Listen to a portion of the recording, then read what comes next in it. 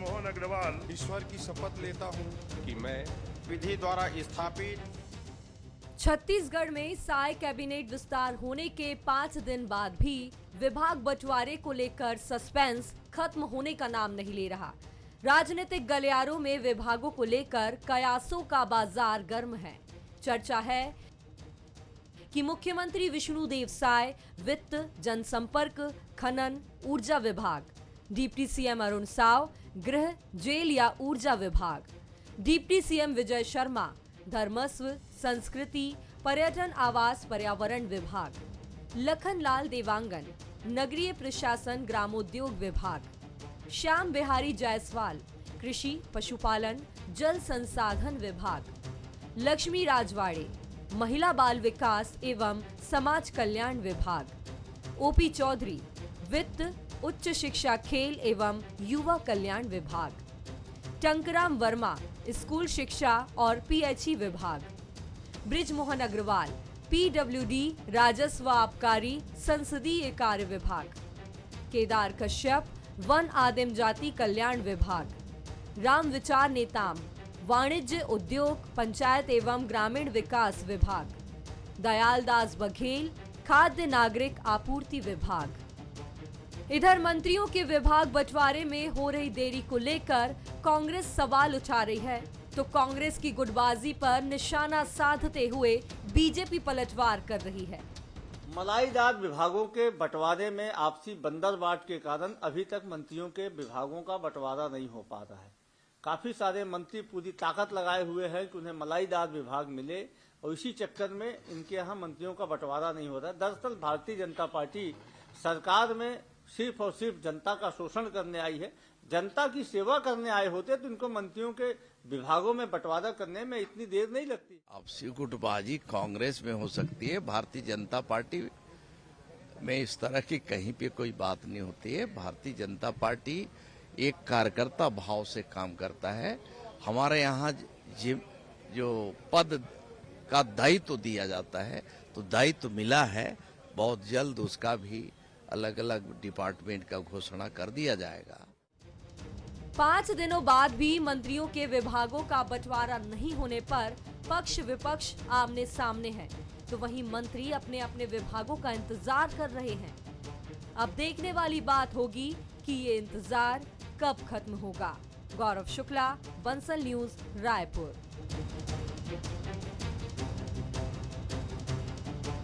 विष्णुदेव साय के 9 मंत्री और 2 डिप्टी सीएम बनने के कई दिन गुजर जाने के बावजूद विभागों का बंटवारा अब तक नहीं हो पाया है। लिहाजा विभागों में फाइलें डंप होती जा रही हैं और कामकाज सुस्त हो गया है। अब तो विपक्ष छोड़िए, पार्टी के अंदर भी ये सवाल उठने लगा है कि आखिरकार सरकार पर सस्पेंस कब खत्म होगा। पिछले दिनों दिल्ली में हुई प्रधानमंत्री और राष्ट्रीय नेतृत्व से मुलाकात के बाद मुख्यमंत्री को सलाह मिली कि हर हफ्ते कैबिनेट करवाई जाए, लेकिन मंत्रिमंडल का बंटवारा नहीं होने से उस नसीहत पर भी सरकार अमल नहीं कर पा रही है। आखिरकार मंत्री बनाने जैसे यक्ष प्रश्न को जब पार्टी ने सुलझा लिया तो फिर विभागों के बंटवारे पर पर्दा क्यों है, ये वाकई में हर किसी को चौंका रहा है। कई सीनियर विधायकों को दरकिनार कर नए नवेलों के हाथों में मंत्री पद सौंप देना तो इसकी वजह नहीं है, या फिर साय के बजाय संगठन को फैसले की जिम्मेदारी की वजह से मामला अटक गया है, या फिर निगम मंडल के साथ विभागों के बंटवारे को इसकी एक वजह माना जा रहा है। कुल मिलाकर इंतजार की इंतहा ने सरकार की मंशा के साथ साथ कामकाज पर भी सवाल खड़ा करना शुरू कर दिया। नमस्कार, आज का मुद्दा में आप सभी का स्वागत है। मैं हूं आदित्य नामदेव। मंत्रियों के नाम तय करना किसी भी सरकार के लिए सबसे मुश्किल माना जाता है, लेकिन छत्तीसगढ़ में माजरा थोड़ा उल्टा हो चला है। यहां मंत्री तो तय हैं, पर उनकी जिम्मेदारी क्या होगी ये अब तक तय नहीं हो पाया है। क्या विभागों में भी क्षेत्रीय संतुलन साधने की कोशिश हो रही है या जातिगत सामंजस्य का आकलन हो रहा है? हालांकि इन सबके बीच एक बात जो अंदर खाने से आ रही कि मंत्रियों के विभागों का फैसला भी शाह की तरफ से ही होना है, जिसमें संघ की राय भी काफी मायने रखेगी। चलिए आज डिस्कशन की शुरुआत करते हैं हम, इंतजार कब तक। हमारे साथ बातचीत करने के लिए 3 बेहद खास मेहमान जुड़ रहे हैं। हमारे साथ केएस चौहान साहब हैं, भारतीय जनता पार्टी के नेता है, प्रवक्ता है, बहुत स्वागत करता हूं मैं उनका। हमारे साथ अभय नारायण जी हैं, बिलासपुर से हमारे साथ जुड़े हुए हैं, बहुत स्वागत करता हूं मैं उनका। हमारे साथ प्रकाश चंद होता साहब हैं, वरिष्ठ पत्रकार हैं, बहुत स्वागत करता हूं। सबसे पहले मैं चौहान साहब के पास चलता हूं। चौहान साहब, किस चीज का इतना लंबा इंतजार अब तो यही बातें आती थी सबसे पहले कि मुश्किल सबसे बड़े होता है कि मंत्री किसको बनाया जाए, वो तो आपने पहले ही तय कर लिया। अब ये देश का शायद पहला मामला होगा ऐसा, क्योंकि मध्य प्रदेश का भी वही हाल है, राजस्थान का भी वही हाल है। शपथ के 5 दिन बीत चुके हैं, मंत्री करें तो क्या करें, सबको कमरे मिल गए, लेकिन कौन सा विभाग देखना है वो अभी तक किसी को पता नहीं चल पाया। चौहान साहब, सबसे पहली बात यह है आदित्य जी कि ये क्वेश्चन किसका है। ये क्वेश्चन उनका नहीं है जिन्होंने वोट दिया है, जिन्होंने आशीर्वाद दिया है, और उन्होंने आशीर्वाद इसलिए दिया है कि मोदी जी की गारंटी पूरी हो सके। उन्होंने आशीर्वाद इसलिए दिया है कि 15 साल और 5 साल का उन्होंने एनालिसिस किया। उन्होंने आशीर्वाद इसलिए दिया है कि सुख शांति और समृद्धि हमारे छत्तीसगढ़ में बहाल रहे। और इस वजह से कि प्राथमिकता क्या है, आज प्राथमिकता है छत्तीसगढ़ की जनता की अपेक्षाओं में खरा उतरना, सिर्फ प्लानिंग ही नहीं, इंप्लीमेंटेशन करना। छत्तीसगढ़ की जनता ने इसलिए हमारे को ये नहीं दिया है, आशीर्वाद नहीं दिया है कि आप विभाग का बताइए भाई बंटवारा कब करेंगे, या कौन कौन आपके मंत्री रहेंगे, कौन कौन आपके मुख्यमंत्री रहेंगे, इसलिए नहीं दिया है। इसलिए दिया है कि हमारा जो काम है, जो अधूरा पड़ा हुआ है, जो विकास की गति रुक गई थी 5 साल तक, उसको आप पूरा करेंगे, और जो मोदी की गारंटी आपने लिख के दिया है उसको आप पूरा करेंगे। ये आपका मेन दायित्व है और ये आपकी प्राथमिकता है, जिस प्राथमिकता के तहत ना आदित्य जी हमने 18 लाख आवास के लिए आप कदम बढ़ा दिया है, जल नल योजना के लिए कदम बढ़ा दिया है। हमने 3100 जो हमारे को धान खरीदी करनी थी 21 क्विंटल के तहत, हमने उसमें अपना कदम बढ़ा दिया है। हमने आज आपके चैनल के माध्यम से बता दूं कि हमने आज मुख्यमंत्री जी ने 5 साल तक 5 किलो चावल मुफ्त बीपीएल कार्ड धारियों को, जो कि हमारे प्रदेश में 67,92,153 लोग हैं, उनको मुफ्त देने का फैसला कर दिया है। तो कौन सा विभाग, कौन सा ऐसा काम है जो रुका हुआ है, जिस छत्तीसगढ़ की जनता ने जिस अपेक्षाओं से हमारे को बोला है वो हम पूरा काम करते जा रहे हैं। और सबसे मुख्य बात कि कैबिनेट की मीटिंग में कोई भी काम करने के लिए, कोई भी निर्णय लेने के लिए मिनिमम 3 लोगों की जरूरत होती है। तो 3 लोग हमेशा कैबिनेट की मीटिंग में बैठते हैं और उस अपना सुचारू रूप से चलते हैं। रही बात विभागों के बंटवारे की, तो हम लोग बहुत ज्यादा जल्दबाजी में नहीं है, हम लोग बहुत सोच समझ के अपने कदम उठा रहे हैं। ठीक है अबे जी, जब कांग्रेस पार्टी हिट विकेट हो ही गई है, 5 साल आपको विपक्ष में रहना ही है, तो क्या लेना देना आपको बेगानी शादी में अब्दुल्ला दीवाना। रोज कोई ना कोई बयान आ रहे हैं आपके नेताओं की तरफ से, विभाग नहीं बट रहा है, ये नहीं हो रहा है, वो नहीं हो रहा है। अरे भाई शांति से सरकार चलाने दीजिए, आप विपक्ष की भूमिका निभाइए। अभय जी, सरकार चलाए तो शांति से, तो हमको आपत्ति कहाँ है, लेकिन सरकार की परिभाषा क्या है? केवल नरेंद्र मोदी, केवल अमित शाह, केवल मोदी की गारंटी। अभी चौहान साहब की बातों को तो सुनकर मैं धन्य हो गया। भारतीय जनता पार्टी की सोच को प्रणाम करता हूं कि क्या हो सकता है विभागों की, क्या जल्दी है, सारे काम तो हो रहे हैं। निर्णय लेने के लिए केवल 3 लोग आवश्यक होते हैं। ये बहुत सी बातें मैं अभी सुन रहा था और मुझे आश्चर्य हो रहा था कि लोकतंत्र में जहां मंत्री बनाए जाते हैं, जहां विभाग बांटे गए हैं, अभी तो छत्तीसगढ़ जैसा राज्य जहां पे 90 का 15% ही मंत्री बनाना है और विभाग ज़्यादा होते हैं, एक एक मंत्री के पास 4-4, 5-5 विभाग आते हैं। यहाँ तो मांग करनी चाहिए कि विभाग की ये जो 15% की लिमिट है वो छोटे राज्यों के लिए ख़त्म किया जाए। तो अभी जिस ढंग से भारतीय जनता पार्टी की अधिनायकवाद की सोच है, व्यक्तिवाद की सोच है, दूसरे पे परिवारवाद का आरोप लगाना, व्यक्तिवाद का आरोप लगाना, हाई कमान की बात करना, आज तो दिख रहा है कि 4.5 साल तक आप थे नहीं। 6 महीने में दिल्ली आया, दिल्ली आके यहाँ पे चुनाव प्रचार किया, दिल्ली आके यहाँ गारंटी दिया और दिल्ली मुख्यमंत्री तय कर रहा है, दिल्ली उप मुख्यमंत्री तय कर रहा है, दिल्ली मंत्री तय कर रहा है और दिल्ली विभाग तय नहीं कर पाया है। जिस दिन दिल्ली तय कर देगा उस दिन विभाग यहाँ पे बांट दिए जाएंगे। तो मैं तो इनके भारतीय जनता पार्टी के प्रवक्ता चौहान साहब के बोलने के बाद मैं नहीं समझता कुछ बोलने को बचा है, सब कुछ उन्होंने ही कह दिया। देखिए, अगर मंत्री आपने बना दिया, शपथ दिला दी, गाड़ी उनको मिल गई, आपकी नजर में क्या हो सकती है देरी की वजह? क्योंकि वजह को लेकर अब तक कुछ सामने नहीं आ पा रहा है। पूरा मामला क्या सेंट्रलाइज्ड हो गया इसलिए देर हो रही है? क्या लगता है आपको होता साहब? देखिए राय साहब जो बात कह रहे थे मैं उसमें एक टिप्पणी खाली कर दूं। कांग्रेस को तो नैतिक अधिकार नहीं है मुख्यमंत्रियों की या मंत्रियों के दायित्व का कौन निर्वहन करेगा। कवासी लखमा उद्योग मंत्री थे और जवाब मोहम्मद अकबर देते थे। इनकी परिपाटी ऐसी रही है विधानसभा में। और दूसरी तरफ से जो भी मंत्री बना वो 5 साल में कौन सा योजना लेके आया, कोई विभाग ही नहीं था करके 10 मंत्री हार गए। मंत्री का पद मिलना इंपॉर्टेंट नहीं होता है। अब आती है बीजेपी की सरकार की। बीजेपी में मौलिक काम क्या रहता है मंत्रियों का? जी कंटिन्यू करिए होता साहब जी। मौलिक काम होता है मंत्रियों का वो योजना लाना, क्या सोचते हैं, कैसे नई योजना लाएं, क्रियान्वयन अधिकारी करते हैं। मंत्रियों को अगर पहले से विभाग का बंटवारा हो जाता है उनको समय मिलता है कि वो अपने अपने विभाग के बारे में सोच पाए। चाहे लक्ष्मी राजवाड़े जी हो, चाहे सांबिहारी जायसवाल हो, कई लोग पहली बार मंत्री बने हैं तो वो विभाग को भी समझना चाहेंगे, मंत्री का काम क्या होता है, कैसे होता है, उसको भी समझना चाहेंगे। इसीलिए मंत्रिपरिषद पे जब बैठे अपने विभाग के बारे में, सरकार के बारे में वो बात कर पाए। जरूरी इसीलिए है। लेकिन मुझे अगर व्यक्तिगत पूछेंगे, जिस तरह से विष्णुदेव साय के पास पहले से ही बता दिया गया था मंत्री कौन बनना है, उसी तरह किसको क्या विभाग देना है शायद ये भी जानकारी उनके पास है। वो चाहते हैं कि 31 दिसंबर की जो सेलिब्रेशन है वो कर ले, नया साल मना ले, जश्न मना ले, और जो उनका शपथ ग्रहण हुआ उससे लेकर अभी तक पे अपने कॉन्स्टिट्यूएंसी में जाएं, घूमें, लोगों से मिले और वापिस आए। जब वापिस आए तो फिर सरकारी कामकाज को सही ढंग से गंभीरता से करे। शायद यही कारण है कि विभाग का अनाउंसमेंट अभी नहीं किया जा रहा है।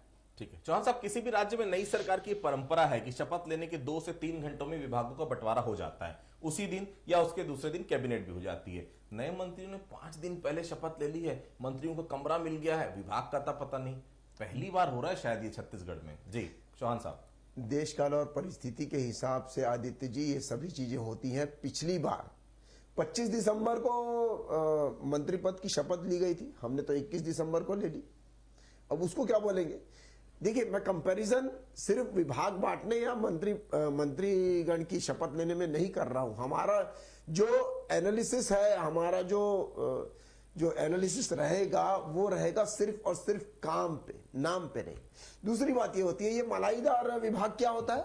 जैसे कि अभी हमने देखा कांग्रेसी प्रवक्ता बोल रहे थे, मलाईदार विभाग क्या होता है?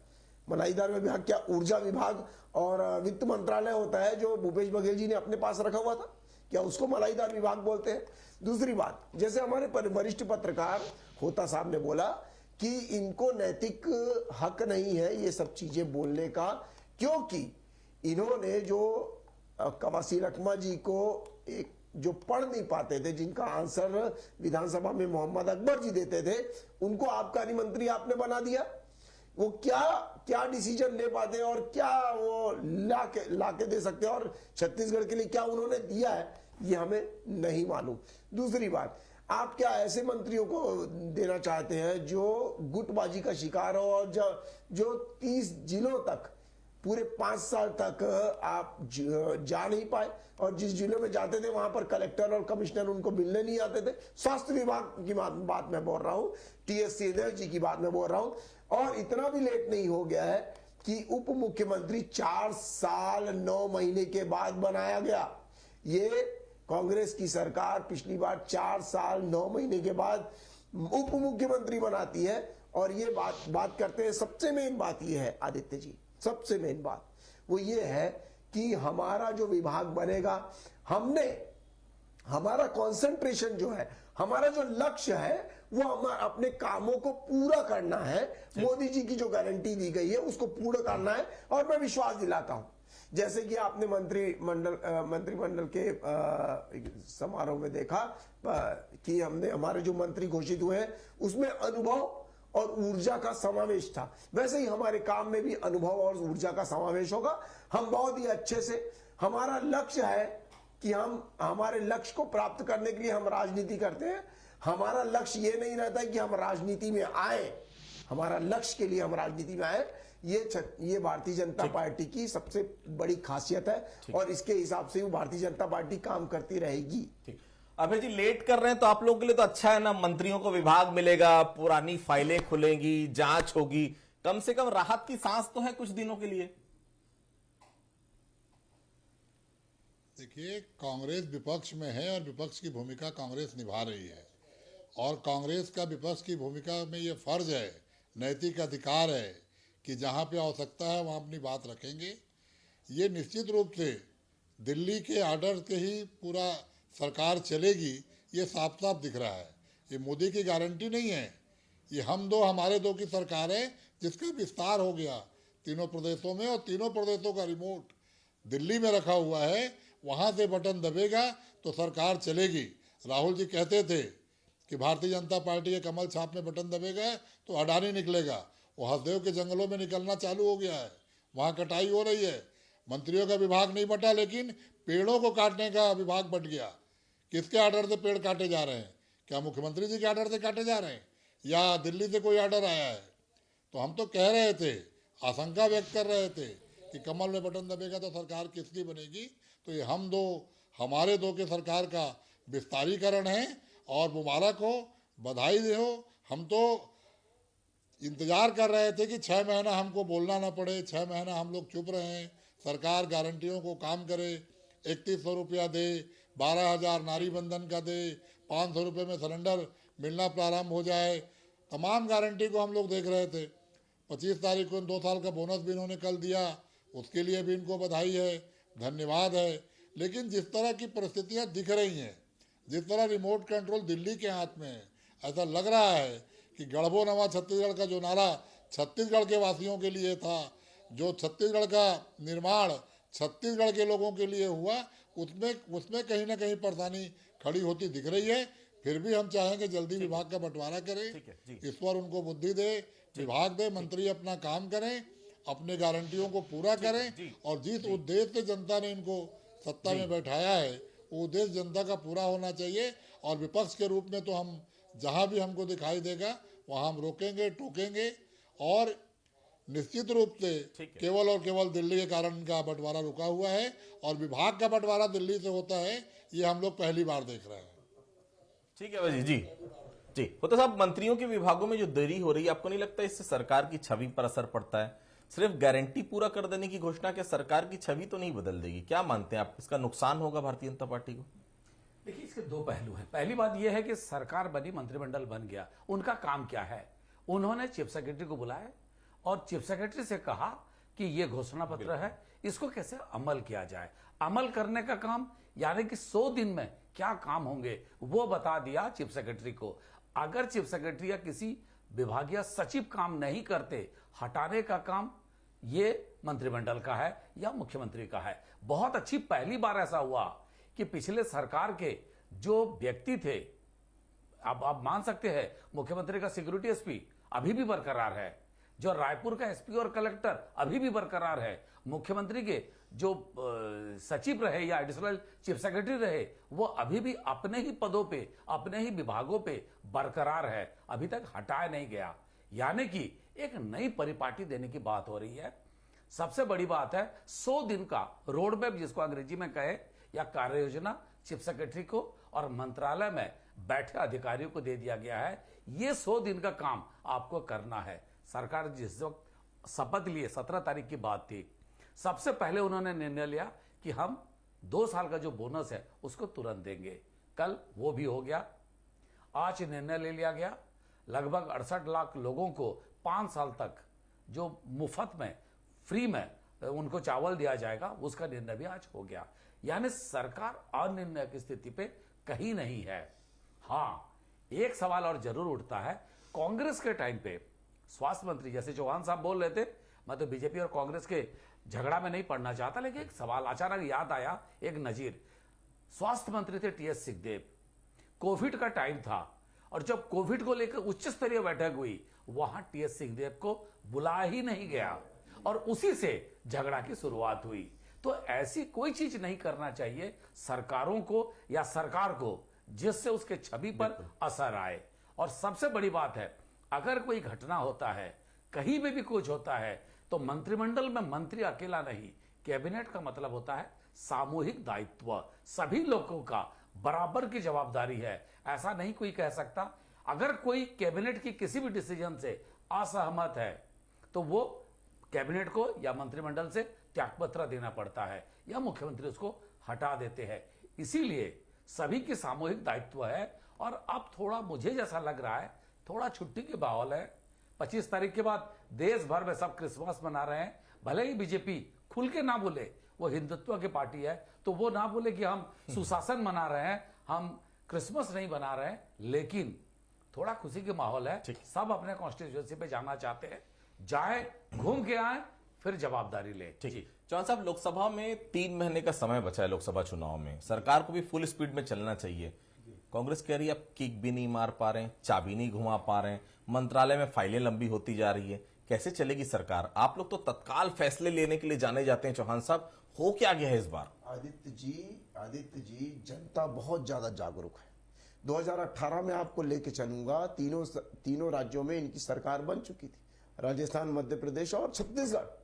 इन तीनों राज्यों का अगर लोकसभा सीट अगर अपन जोड़ते हैं तो 65 लोकसभा सीटें होती हैं। उसमें से सिर्फ तीन सीटें कांग्रेस को मिली थी और 61 सीटें भारतीय जनता पार्टी को मिली थी। जनता बहुत समझदार है और जनता ने इस चुनाव को देख के 2024 का जो 24 को में निर्णय नहीं लेगी, 2024 के चुनाव को देख के भी इसको निर्णय लिया है कि डबल इंजन की सरकार रहनी चाहिए, क्योंकि 2024 में इनके पास कोई विकल्प नहीं है। आज कांग्रेस इसलिए संघर्षरत है कि वो विपक्ष में रह सके, इसीलिए INDI का अलायंस हुआ है कि वो मिला के तो कम से कम विपक्ष में रहे, नहीं तो अभी ये जो हालात है वो आज आप देख लीजिए 2009, 2014 और 2019, 2009, 2014 और 2019 के टोटल अगर कांग्रेस की अगर आप सीटें लेंगे तो एक ही चुनाव 2019 के भारतीय जनता पार्टी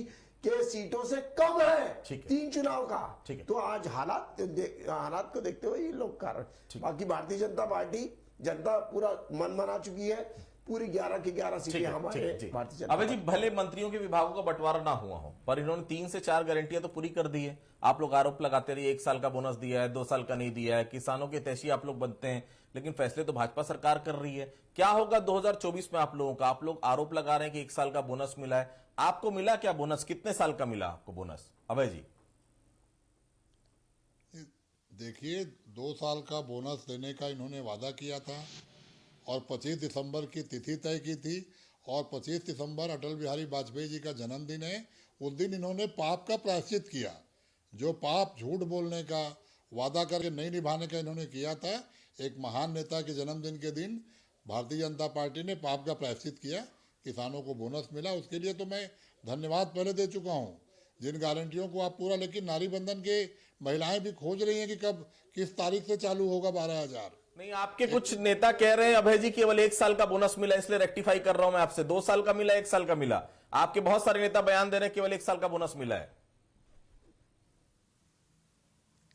मैं उस पर तो अभी स्पष्टीकरण मेरे पास नहीं है, लेकिन जो घोषणा थी वो पूरी हुई और कुछ लोगों के छूट गए हैं नाम, उसको इन लोगों को सुधारने का वादा किया है, लेकिन मेरे पास पुष्टि की जानकारी नहीं है। लेकिन 2 साल के बोनस देने की बात थी और 2 साल की बोनस दिया गया।